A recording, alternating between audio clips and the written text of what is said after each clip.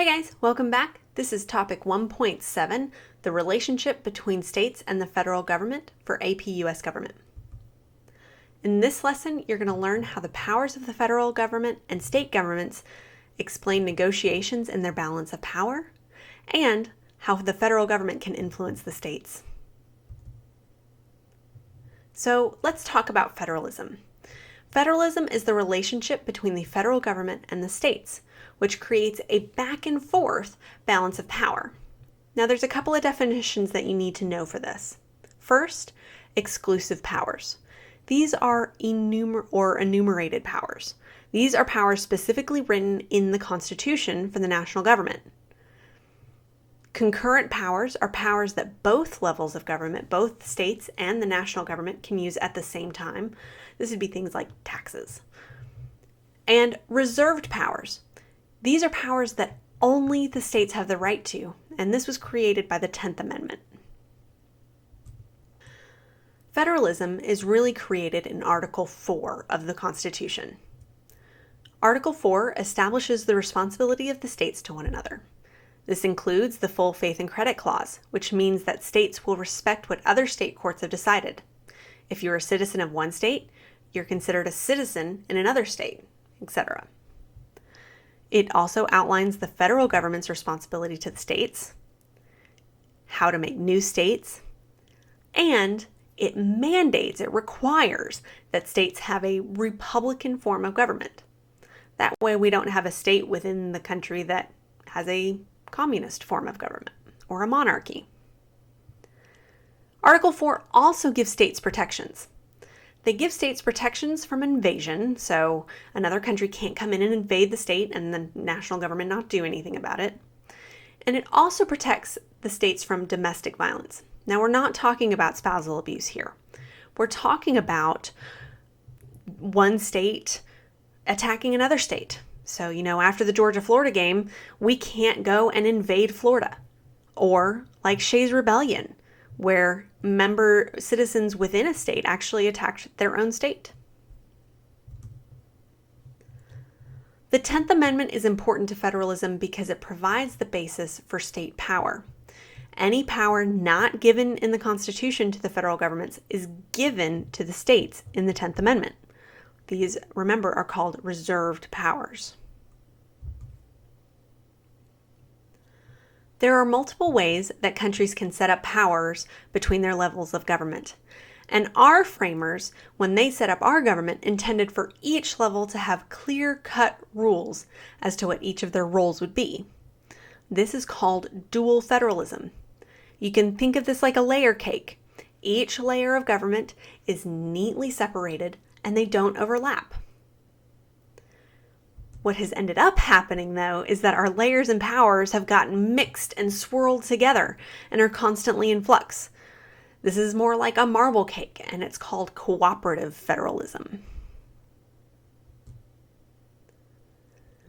Since the ratification of the Constitution, there are powers that are exclusive for the federal government. However, the 10th Amendment is not specific in which powers belong to the states. It's just anything already not covered in the Constitution. The only exception is conducting elections. And even some of that power has been handed to the federal government through laws like the Voting Rights Act of 1965. Because of this lack of clarity, there's overlap in powers between the layers of government. Take a moment to put this Venn diagram in your notes. Feel free to pause the video here if you need to.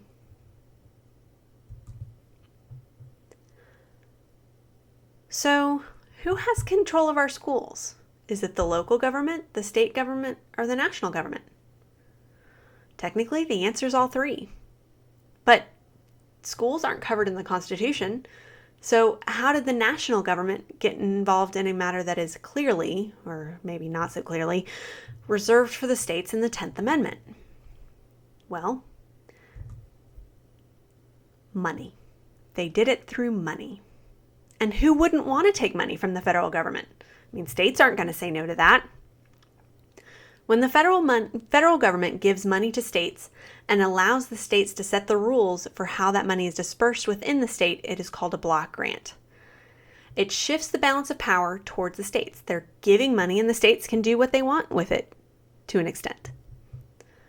Another way that the federal government shares money and power through the states is through a program called federal revenue sharing, where the federal government shares its income with the state. Typically, this is done through national parks. Any proceeds that are brought in by national parks is shared between the federal government and the state where that park is located in.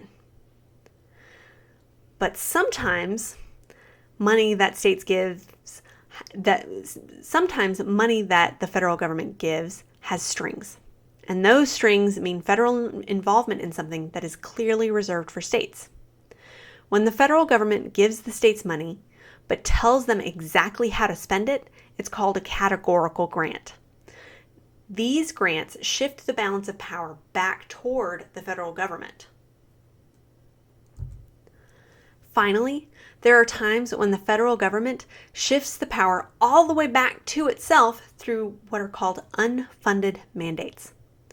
With an unfunded mandate, the federal government tells the states what to do without providing any funding whatsoever.